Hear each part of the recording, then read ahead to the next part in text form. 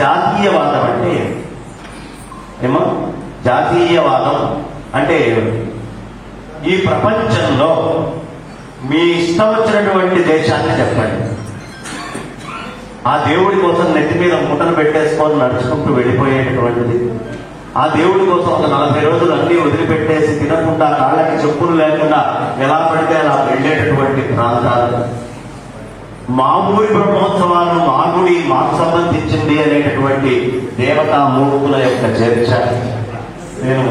నేను అందరం అమ్మగారు మొన్ననే చిత్రకూట్లో రామాయణ మేళా అయింది, రాష్ట్రీయ రామాయణ మేళా. చక్కగా హిందీలో అక్కడ రామాయణం చెప్పాలి, వెళ్ళి రామాయణం చెప్పొచ్చాను. అక్కడ కూర్చునేటువంటి జనాలను చూస్తే ఈ మేళా 5 రోజులు అవుతుంది.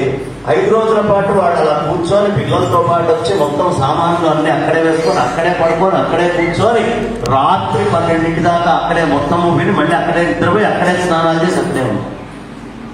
రాముడు అంటే అంత ప్రీతి వాడిగా. మరి మనకి లేదా? భద్రాచలంలో ఎప్పుడు కళ్యాణం అవుతుందా, ఎప్పుడు విఐపి పాసులు సంపాదించాలా, ఏ విధంగా వెళ్ళాలి?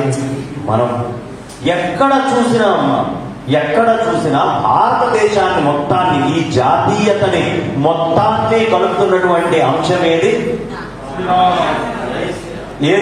భగవంతుడు.